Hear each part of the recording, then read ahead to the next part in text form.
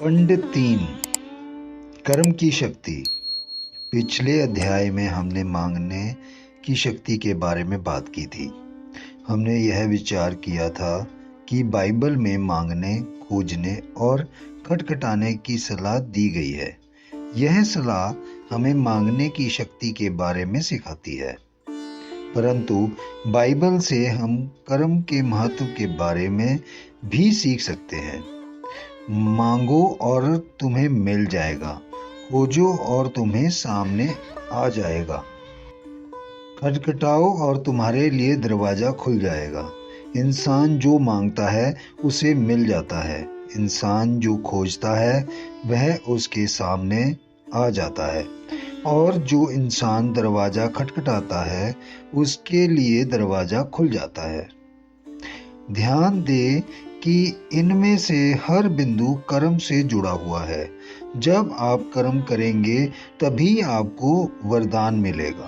अधिकांश लोगों को इसलिए नहीं मिलता क्योंकि वे मांगते नहीं, खोजते नहीं हैं और खटखटाते भी नहीं हैं। जो लोग कर्म करते हैं उन्हें उसका फल मिलता है।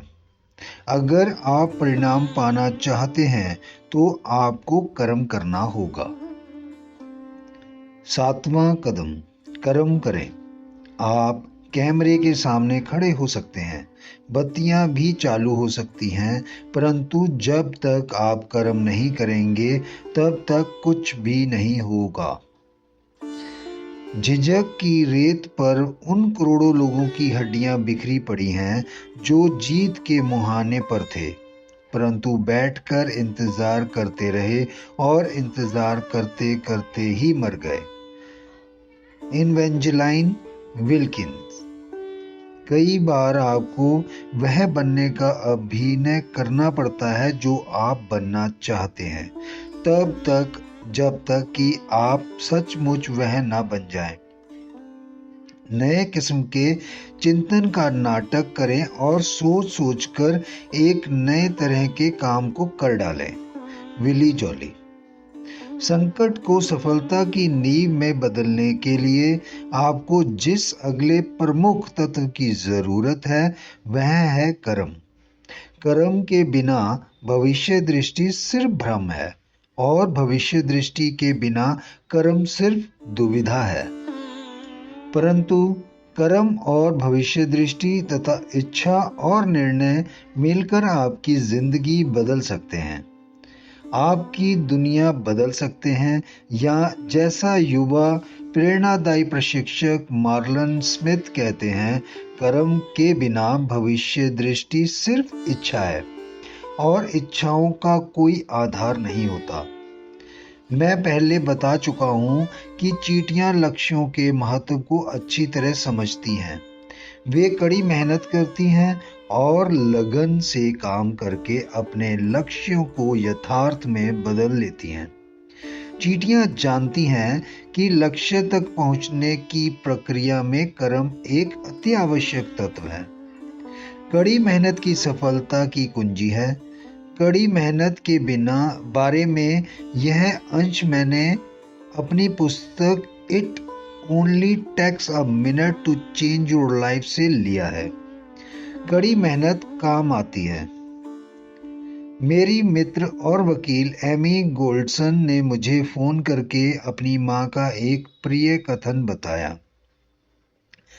इस कथन ने वकील बनने के लक्ष्य तक पहुंचने में उसकी मदद की थी। यह कथन था, कड़ी मेहनत काम आती है, और यह सच है। कड़ी मेहनत का कोई विकल्प नहीं है। सफलता किस्मत या खुशकिस्मती का नहीं, बल्कि कड़ी मेहनत और लगन का परिणाम है। प्रोवर्ब्स 28:19 20 RSV में कहा गया है, कड़ी मेहनत से समृद्धि आती है, मौज मस्ती से निर्धनता आती है। इसमें हमें कष्ट हो सकता है, परंतु अगर आप संकटों को सफलताओं में बदलने के बारे में गंभीर हैं तो कड़ी मेहनत करना और जुटे रहना बेहद जरूरी है। अंग्रेजी का शब्दकोश ही वह एकमात्र स्थान है जहां सफलता यानी कि सक्सेस काम वर्क से पहले आती है। विलियम पेन ने लिखा था, दर्द के बिना विजय नहीं, सलीब के बिना ताज नहीं, कष्ट के बिना सिंहासन नहीं, कड़वाहट के बिना शोहरत नहीं मिलती। Happy thoughts for a healthy life की लेखिका जेनिस क्राउन्सकॉप ने इसे बहुत अच्छी तरह से कहती है, महत्वाकांक्षा के बिना कोई कुछ भी शुरू नहीं कर पाता और कड़ी मेहनत के बिना कोई कुछ भी पूरा नहीं कर पाता है। इसलिए जो अपने लक्ष्यों तक पहुंचने के लिए कष्ट उठाते हैं वही सफल होते हैं। मैं मानता हूं कि यही मुद्दे की बात है। सबसे पहले तो आपके पास लक्ष्य होता है कि आप क्या हासिल करना चाहते हैं।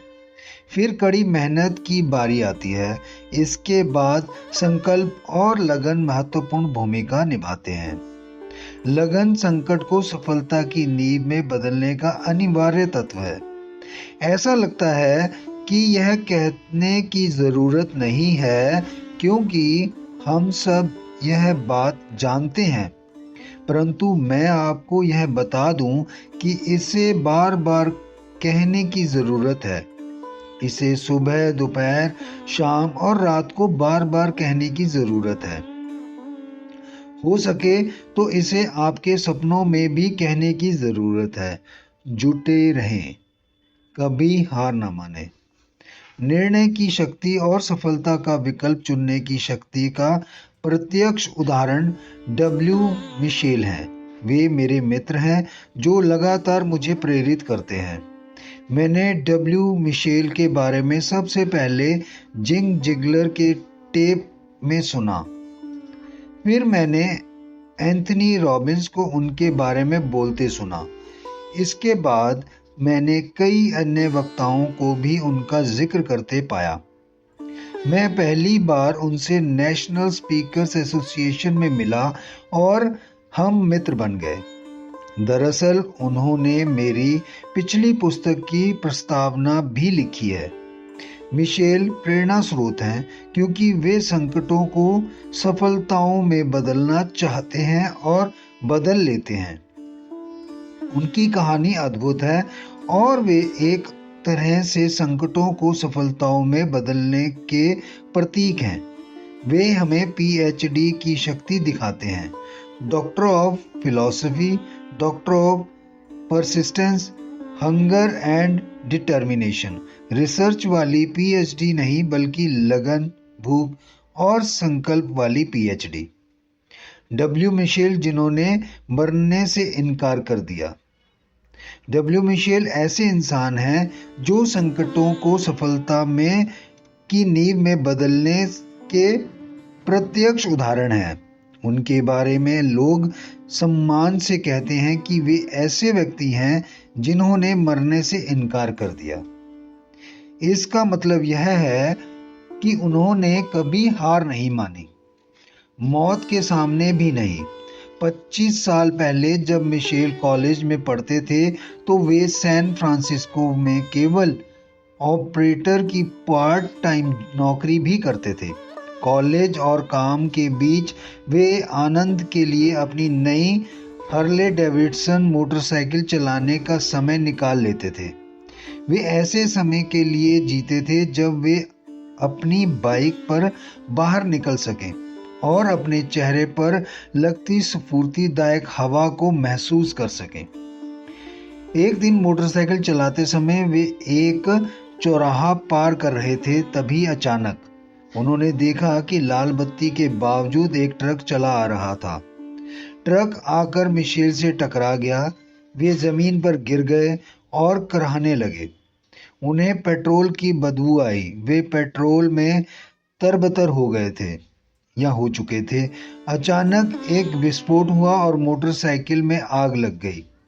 फिर आग ने मिशेल को भी अपनी चपेट में ले लिया। वे एक मानवीय मशाल बन गए और सिर से पैर तक पूरी तरह जल गए। उनके हाथ पैर की उंगलियां काट देनी पड़ी और उनका हुलिया तब बिल्कुल बदल चुका था। महीनों तक कष्टकारी सर्जरी चलती रही, इलाज चलता रहा। उन पर संकट आया था, परंतु उन्होंने यह निर्णय लिया कि वे हार नहीं मानेंगे। उन्होंने अपनी पढ़ाई पूरी की और एक बिजनेस शुरू किया जो जल्दी ही सफल हो गया। उन्होंने एक निजी हवाई जहाज खरीद लिया जिसे वे खुद चलाते थे। हवाई जहाज उड़ाना उनका प्रमुख शौक बन गया था और वे अपने खाली समय में उसे उड़ाते रहते थे। एक रात उड़ते समय हवाई जहाज के इंजन में खराबी आ गई। उन्होंने जमीन पर उतरने की कोशिश की, परंतु उन्होंने नियंत्रण खो दिया और हवाई जहाज गिर गया। महीनों तक कोमा में रहने के बाद जब उन्हें होश आया तो उन्होंने पाया कि उन्हें कमर के नीचे लकवा हो गया था। उन्होंने बैठकर जब अपनी ओर देखा तो उन्हें एक जला हुआ आदमी दिखा। वे जानते थे कि लकवे के बाद अब उन्हें बची हुई जिंदगी व्हीलचेयर पर गुजारना पड़ेगी। उन पर संकट आ चुका था, परंतु उन्होंने यह निर्णय लिया कि हार नहीं मानेंगे। मिशेल यह कहने लगे, आप इस बात को तो नियंत्रित नहीं कर सकते कि आपके साथ क्या होता है, परंतु आप इस बात को जरूर नियंत्रित कर सकते हैं कि आप उसके बारे में क्या करते हैं। उन्होंने अपने सपने के लिए संघर्ष जारी रखा और फर्क पैदा करते रहे। वे विश्व के शीर्ष प्रेरणादायी वक्ताओं में से एक बन गए। उनके घर कोलोराडो, कैलिफोर्निया में हवाई में है। वे सचमुच जीवन को पूरी तरह से जीते हैं। वे जीवन को उसी तरीके से जीते हैं जिस तरह वे इसके बारे में बोलते हैं। आपके साथ क्या होता है यह महत्वपूर्ण नहीं है, महत्वपूर्ण तो वह है जो आप उसके बारे में करते हैं। आप मैदान नहीं छोड़ सकते, आपको जूझना होगा। आपको अपने मन में यह सोच लेना चाहिए कि हार मानना विकल्प ही नहीं है। यह आपके मानसिकता का हिस्सा होना चाहिए। आपको बहुत गहराई से अपनी प्रोग्रामिंग इस तरह से कर लेना चाहिए, हार मानना विकल्प ही नहीं है। मैंने एक व्यक्ति को एक बार यह कहते सुना था, जिस मस्तिष्क ने ठान लिया है उससे ज़्यादा शक्तिशाली कुछ भी नहीं होता। और मैं इस बात से सहमत हूँ। जब आप पूरी तरह सकारात्मक तरीके से ठान लेते हैं तो आप बेहद शक्तिशाली ऊर्जा उत्पन्न करते हैं। यह संकल्प कर ले कि आप कभी नहीं रुकेंगे। दुर्भाग्य से ज़्यादातर लोग अपनी मानसिकता नहीं बना पाते। वे कोई काम करना तो चाहते हैं, परंतु वे उसके लिए सचमुच संकल्पवान नहीं होते। इसलिए वे चुनौतियों और परिस्थितियों से आसानी से डगमगा जाते हैं। क्या मैं यह कह रहा हूं कि अगर आप दृढ़ मानसिकता से ठान लें तो आपको हर काम में जीतने की गारंटी मिल जाएगी? नहीं, जीवन में किसी बात की कोई गारंटी नहीं होती, परंतु मैं यह कह सकता हूं कि अगर आप हार मान लेंगे तो इस बात की कोई गारंटी नहीं है कि आप जीत पाएंगे। अगर आपको संकट से उबरना है और इसे सफलता में बदलना है तो आपको पहले यह निर्णय लेना होगा कि आप हार नहीं मानेंगे। आप हार मान ही नहीं सकते। जैसा एक विज्ञापन में कहा गया है, आपको जीतने के लिए खेलना है। यही जिंदगी के खेल के बारे में भी सच है। जिंदगी के चुनौतीपूर्ण दौर और स्थिति से उबरने के लिए यह अनिवार्य है कि आप पहले ही यह निर्णय ले लें कि आप कभी हार नहीं मानेंगे। जिन लोगों ने अपने संकटों को सफलताओं में बदला है, उनमें हमेशा प्रगति करने का संकल्प था। उन्होंने निर्णय लिया कि हार मानना कोई विकल्प ही नहीं है। वे आत्मविश्वास, संकल्प और लगन के साथ संघर्ष करते रहे। उनमें आत्मविश्वास इसलिए था क्योंकि उन्हें अपनी क्षमताओं पर विश्वास था। यह उनकी आस्था से जुड़ा था। उन्हें इस बात का एहसास था कि आस्था सफलता की हर कहानी का एक अनिवार्य हिस्सा है। मंडेला मंडेला जब लोग अपनी परिस्थितियों से ऊपर उठ जाते हैं और प्रगति की प्रेरणा पाने के लिए समस्याओं का प्रयोग करते हैं तो वे महानता को छू लेते हैं। नेल्सन मंडेला नेल्सन मंडेला अपने जीवन काल में किंवदंती बन चुके हैं। उनकी कहानी उस व्यक्ति की कहानी है जिसने यह समझ लिया था कि संकट और कुछ नहीं बल्कि सफलता की नींव है। वे एक युवा वकील थे। उन्हें जेल में इसलिए डाल दिया गया था क्योंकि उन्होंने दक्षिण अफ्रीका की रंग भेद नीति को स्वीकार करने से इनकार कर दिया था। वे 27 साल तक जेल में कैद रहे। बार बार उनसे कहा जाता था कि अगर वे सार्वजनिक रूप से यह घोषणा कर दें कि वे रंग भेद को स्वीकार करते हैं तो उन्हें रिहा कर दिया जाएगा, परंतु उन्होंने हमेशा इस बात से इनकार कर दिया। दक्षिण अफ्रीकी सरकार ने उन्हें धन और ऐशो आराम का प्रलोभन भी दिया, परंतु उन्होंने इनकार कर दिया। आखिरकार मंडेला को 27 साल बाद रिहा कर दिया गया, परंतु यह उनकी अविश्वसनीय सफलता का अंत नहीं था। सबसे पहले तो उन्होंने दक्षिण अफ्रीका से रंग भेद समाप्त करने में महत्वपूर्ण भूमिका निभाई और कुछ सालों बाद वे दक्षिण अफ्रीका के पहले अश्वेत राष्ट्रपति बन गए। कैदी से राष्ट्रपति तक संकट को सफलता में बदलने का कितना बेहतरीन तरीका है। नहीं का मतलब, कई बार आपके सामने संकट आएंगे जब लोग आपके मुंह पर धड़ाम से दरवाजा बंद कर देंगे और आपसे कहेंगे नहीं। मैं कहता हूं कि नहीं का असली मतलब है हाँ का इंतजार। कई बार लोग आपसे सिर्फ नहीं इसलिए कहते हैं क्योंकि उन्हें यकीन नहीं होता कि आप कितने गंभीर हैं। कई बार लोग नहीं इसलिए कह देते हैं क्योंकि यह कहना सबसे आसान होता है। लोग नहीं कहेंगे और सोचेंगे कि इससे आप हार मान लेंगे, और ज्यादातर लोग हार मान भी लेते हैं। बहरहाल सफल व्यक्ति नहीं की वजह से अपने संकल्प को टूटने नहीं देता। वह जानता है कि एक नहीं का यह मतलब नहीं है कि आप हार मान लें। इसका तो यह मतलब है कि आप किसी अलग तरीके से दोबारा कोशिश करें। वे समझते हैं कि नहीं को हाँ में बदलने की कुंजी लगन है, क्योंकि लगन हमेशा प्रतिरोध को तोड़ देती है।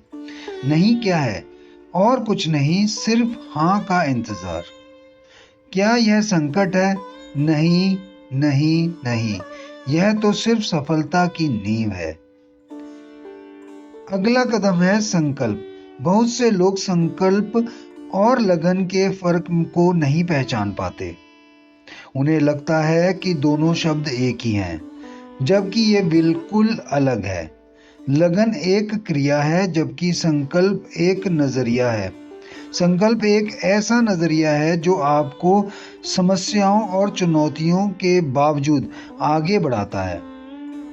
मेरी मेज पर एक कोटेशन लिखा हुआ है, बुलडॉग दुनिया के सबसे संकल्पवान प्राणियों में से एक है। उसकी नाक पीछे की तरफ मुड़ी होती है ताकि वह पीछे हटे बिना सांस ले सके। हम सबको बुलडॉग की तरह होना चाहिए और कभी पीछे नहीं मुड़ना चाहिए। आत्मविश्वासी, संकल्पवान और लगनशील बने। मैं श्रोताओं को बताता हूं कि किसी भी काम में सफलता की कुंजी बस यह है कि आप जुटे रहें और लगातार कोशिश करते रहें। पुरानी कहावत सच है कि विजेता कभी मैदान नहीं छोड़ते और मैदान छोड़ने वाले कभी जीतते नहीं हैं। सच्चाई तो यह है कि कई बार तो विजेता और पराजित व्यक्ति में इकलौता फर्क यही होता है कि विजेता कोशिश करता रहता है। हो सकता है कि उसमें अधिक योग्यता या प्रतिभा ना हो, परंतु वह जुटा रहता है। जब मुश्किलें आती हैं तब भी वह नहीं रुकता है। जिग जिगलर के एक बढ़िया बात कही है, बड़े निशानेबाज और छोटे निशानेबाज में बस इतना ही फर्क होता है कि बड़ा निशानेबाज वह छोटा निशानेबाज था जो लगातार निशाने लगाता रहा। मुझे सचमुच यह बात पर विश्वास है कि किसी भी काम में सफलता की कुंजी लगातार जुटे रहने का संकल्प करना है। जब आपके पास भविष्य दृष्टि होगी तो आपको विरोध भी मिलेगा, परंतु आपको विरोध के बावजूद जुटे रहना चाहिए और कभी हार नहीं मानना चाहिए। एक कदम पीछे हटें, गहरी सांस खींचें, अगर जरूरी हो तो रोएं, परंतु फिर दोबारा आगे बढ़ें और बढ़ते चले जाएं। Willie jolly.